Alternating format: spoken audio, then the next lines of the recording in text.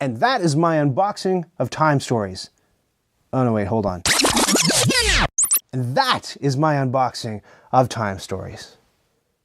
Ugh. Hi, I'm Ryan from Nights Around a Table, and this is my unboxing of Time Stories. Or T.I.M.E. stories, as absolutely nobody calls it. Means someone really wanted our initials to spell out S.H.I.E.L.D. This is a game that I was initially interested in when I saw the box, and then when I read a few more things about it, I wasn't that interested in, and I finally got it because I was at my local game store, and the game that I wanted wasn't in stock. So at long last, I picked up Time Stories. It was described to me as Groundhog Day the game. So you're presented with a scenario, and you have to, with your friends, go at the scenario and try not to cause a temporal disturbance. Great Scott! So like if you know that story, A Sound of Thunder, where people step off the path in the past and they smush like a single leaf, and then they go back into the future, and you know, that set off a chain reaction of terrible things happening. That's the idea. You want to prevent that from happening by going back in the past. And you run at the scenario again and again and again, and it's designed to make you fail. So you keep trying the game and trying the game and trying the game until you eventually succeed. Is that fun? I don't know, but I guess I'm going to find out.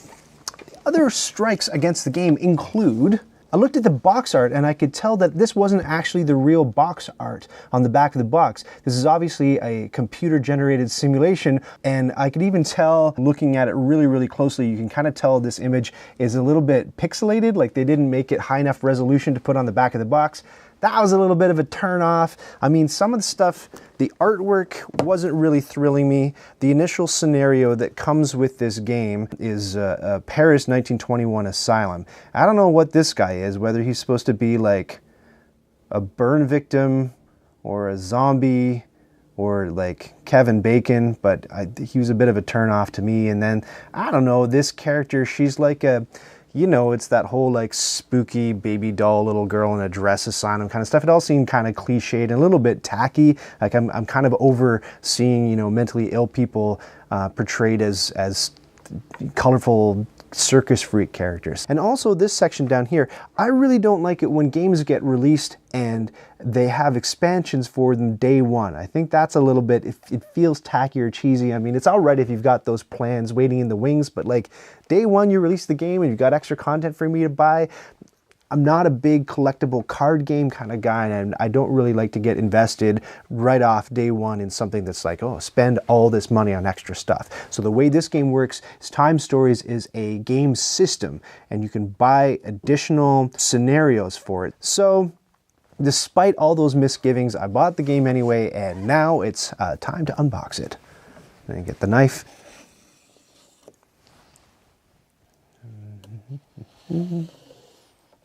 Should be good. Rip and tear, Bruno, rip and tear.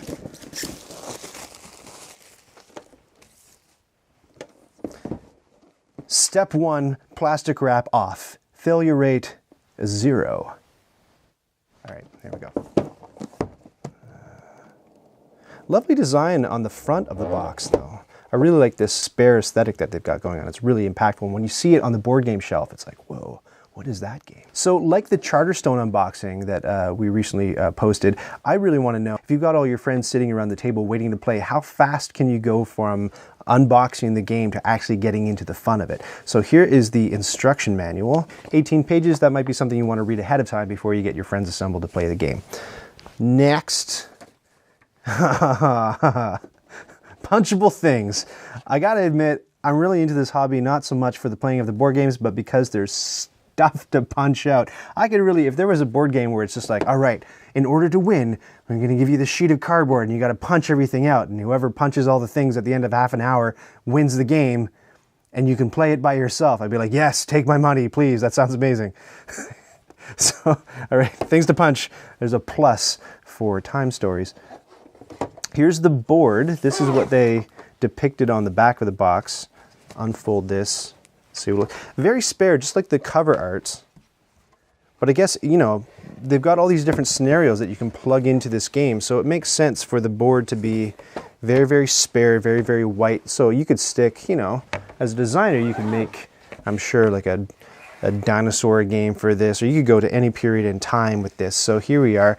Can't quite get it all in frame, but I've seen from the back of the box, you know, certain cards go along this row and you're throwing cards up here and a thing goes in here. I saw a picture of a map somewhere, some tokens go along here. So that's what that looks like.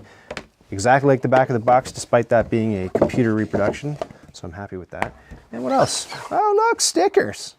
Yeah, stickers. I guess those go in some of the tokens. And let's talk tokens. Oh, hey, this is interesting. So it looks like they put a little bit of thought and design into the actual insert in the box, because here we've got these little indents, these you know, cylindrical indents with numbers in them, and I presume that some of these cylindrical tokens that I just found in the box, when you put the game away, go in those indents. They've got, you know, little molded cutouts for different things. I assume, I guess the dice go into these holes, and I really like that when they've actually put some thought into, you know, how everything's going to go back in the box, instead of some games I own which is just like, cram everything in and hope that the lid gets down and it doesn't all, it's like perfection. All right, let's take a look at some tokens. I'm going to move this over, and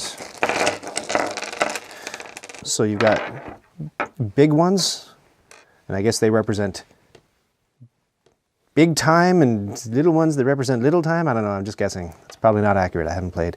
And these dice, you know, I love dice. I love a game where you can chuck some knuckle bones. So this big one, and you've got one of these 6 little ones with various faces, including skulls. Boy, I bet something good happens when you roll one of these. So those are your wood tokens. Stickers, I have no idea, but they look like they're about the size to put on top of these big cylindrical tokens. And that is, but for one thing, the extent of what you get in the box with Time Stories. Let me shuck all this to the side and show you the last element. Deck of cards in the center of the box, and it says, "Do not open before reading the rules."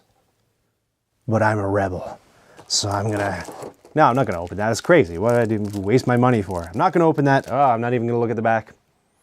But a quite substantial lot of cards. If I had to guess how many cards would be in that pack, I would say it's probably like 15,000. There's 15,000 cards in there, and what'd you get with that scenario? I don't know what. It'd be interesting to unbox the additional scenarios that you can buy for Time Stories to see if they give you additional wooden tokens or if it's just this one pack of cards that comes in one of those boxes. I don't know, never played, have no idea. But I mean, so far, everything looks cool. I love stuff that I'm not allowed to open. I love the game telling me what to do and forbidding me from things. That's pretty cool. I'm pretty excited to play this. And that is my unboxing of Time Stories.